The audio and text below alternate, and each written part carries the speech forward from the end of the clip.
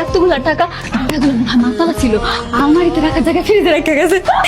আমার মনে হয় কি হাসান এই বাড়ির মালিক আছে না, ব্যাংকের মালিক ছিল, নাহলে এতগুলা টাকা কেমন নিব? এতগুলা টাকা তুমি রাহনের ব্যবস্থা করো।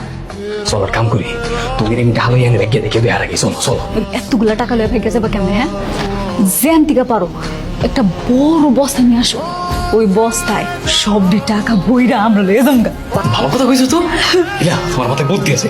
দাঁড়াও হইলে কিছু দাঁড়াও না। আম্মা, আমি আর হাসানে একটা বাড়ি ঢুকছি, বাড়ি ঢুকে দেখি মা টাকা আর টাকা, ওই টাকা ফ্রিজের পড়ছে মেলা টাকা। মা আমি হাসানের পাঠাইছি, কইছি জানতে পারো একটা বড় বস্তা নিয়ে আইও, এই বস্তায় সব টাকা বইরা আমরা লয়ে আইতাছি। মা তোরা ছোট মানুষ, এত টাকা লই আইস না। আমি আইতাছি ভাই, বস্তা আছে বস্তা। কি রাখবেন আমার এখন? টাকা রাখুন টাকা। এলন, আচ্ছা বড় বস্তা নাই, 100 টাকা দেন। মা গো মা, কত টাকা! পুরো ঘর ভর্তি টাকা, যেদিক টাকাই সেদিক টাকা। শোন, আমরা দুজন ভাইকে যাই। হাসান আসলে তো টাকাটা 3 ভাগ করতে হইব।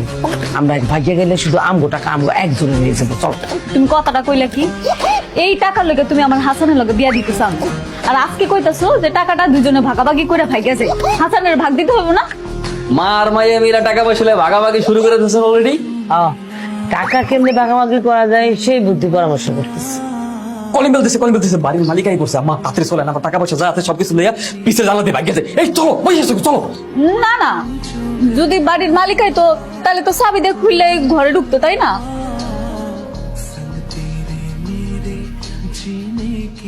বাড়ির মালিক কে? বাড়ির মালিক আমার খালু। তার রাখেন। স্যার হয়তো দেশে নাই, সৌদি থেকে গেছে। আচ্ছা, এই বাড়ি থেকে দোকানে বস্তা আনতে গিয়েছিল কে? স্যার আমি গেছিলাম স্যার। বস্তায় কি রাখবে? বস্তার ভিতরে মানে স্যার আমি বলতেছি স্যার, আমি গেছি খালু, এত বিরাট বড় লোক। হ্যাঁ, যাওনের আগে আমাকে এত সবজি কিনে দিয়ে গেছে, আলু পটল সিম বরবটি, এগুলো রাহনের জায়গা নেই। আমরা মানুষ হয়েছি 2 জন। পরে কইলাম কি যে দোকানে যাও, দোকানে গিয়ে একটা বড় বস্তা নিয়ে আসো, বস্তায় করে সবকিছু গ্রামে পাঠাই দিব। কিন্তু আমি শুনলাম তুই নাকি দোকানদারে বলছস বস্তায় টাকা রাখবি। দোকানদার লোক ফাইজলামি করছিল, একটু মশকাতে করছিল।